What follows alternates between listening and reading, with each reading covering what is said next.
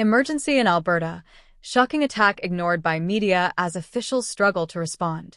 Alberta is currently facing a growing crisis involving radical separatist groups tied to the Khalistani movement. In recent months, these factions have staged provocative demonstrations that go beyond peaceful protest, openly calling for violence against Indian Prime Minister Narendra Modi and displaying extremist symbols. These public events are not just expressions of dissent but alarming signals of a dangerous ideology linked to historical violence.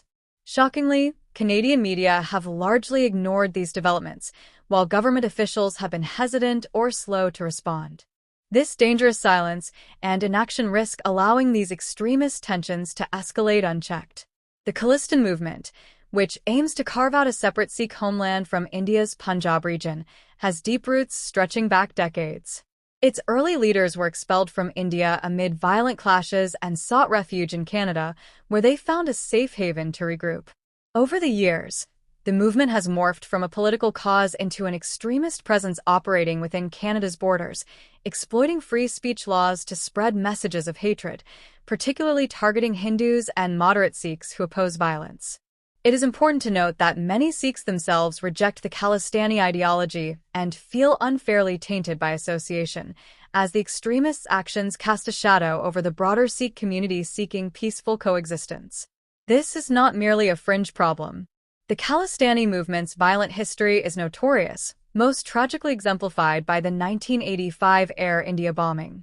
That attack remains the deadliest act of aviation terrorism in history before September 11th, killing 329 people, most of whom were Canadian citizens. Despite the magnitude of this tragedy, Canada's official response was weak, focusing more on diplomatic apologies to India rather than vigorously pursuing justice or dismantling the extremist networks responsible. Since then, groups connected to Babar Khalsa and other radical factions have continued to operate with near impunity, quietly expanding their influence in Canadian cities, especially in Alberta and British Columbia.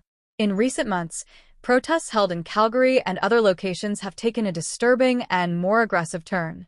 Videos and photos from these rallies show demonstrators openly calling for an ambush of Prime Minister Modi and carrying signs with his face crossed by target symbols. This kind of violent rhetoric crosses the line from protected political speech to explicit threats, raising serious public safety concerns. Despite the severity of these displays, Canadian officials have been slow to condemn or take action, and major media outlets have provided scant coverage, missing a critical moment to raise awareness and counteract extremist narratives. The tactics employed by these Khalistani extremists bear uncomfortable resemblance to those used by other hate groups like the Ku Klux Klan. Both promote ethnic or religious superiority, advocate violence as a legitimate political tool, and silence dissenters through intimidation and fear. While such groups are universally condemned in Canada and the West, Khalistani extremists seem to enjoy a troubling degree of tolerance, able to organize public rallies, influence local politics, and propagate propaganda with limited consequences or official pushback. This tolerance extends into the political realm, where complicity or silence has been evident. Jagmeet Singh, the leader of the New Democratic Party, was filmed attending a 2016 event where a speaker glorified violence as a means to achieve political power. Singh remained silent during the event, refusing to condemn the remarks publicly. This stands in stark contrast to the swift condemnation politicians face when accused of far less controversial associations. If a conservative leader were to be linked, even tangentially, to any group advocating violence, the backlash would be immediate and overwhelming. Singh's silence on this issue and the media's muted response suggest political calculations sometimes outweigh addressing serious extremist threats. The recent murder of Hardeep Singh Nijjar, alleged to have ties to Khalistani militancy, brought international scrutiny to this issue. The NDP and Jagmeet Singh pressured Prime Minister Justin Trudeau to publicly accuse India of involvement in Nijjar's killing. However, beyond political statements, official investigations into Nijjar's background, activities, and connections to radical networks remain opaque and inadequate. This lack of transparency fuels public distrust and frustration among Canadians who demand clear answers and accountability regarding the presence of violent extremist elements on their soil. Khalistani extremism in Canada extends beyond ideology into organized crime and illicit activities.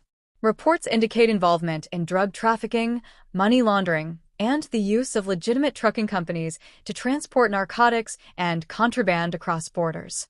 These criminal enterprises provide financial support for extremist agendas and enable influential lobbying efforts, including attempts to sway prominent figures such as former Bank of Canada Governor Mark Carney toward adopting hardline stances against India.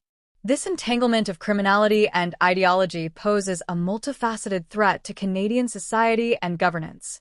The strained diplomatic relations between Canada and India reflect the seriousness of this issue.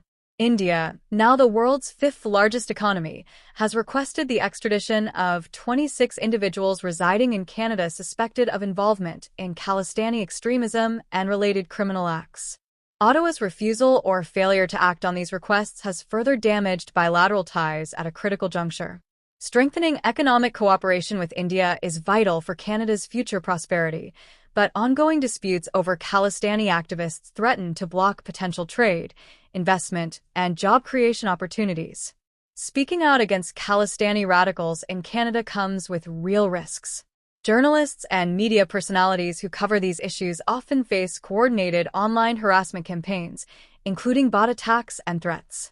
One notable case involved a podcast co-host who resigned after facing relentless backlash following coverage of Khalistani referendum rallies in Calgary and British Columbia, where inflammatory slogans such as "Death to India" were openly displayed. Despite this hostility, independent media voices covering the issue have grown rapidly, showing a clear public demand for awareness and honest discussion about this overlooked threat. This growing crisis is not confined to Alberta alone but represents a national emergency that threatens the safety, social harmony, and core values of multiculturalism across Canada. The time has come for political leaders, law enforcement, and the media to break their silence, confront Khalistani extremism openly, and take decisive steps to protect Canadians from violence and intimidation. The Canadian public must demand transparency and accountability from those in power. Balancing the right to free speech with a need to reject hate and violence is essential to uphold democracy and safeguard communities. Canadians from all backgrounds must educate themselves on this issue, reject radical ideologies, and stand united against those who seek to divide.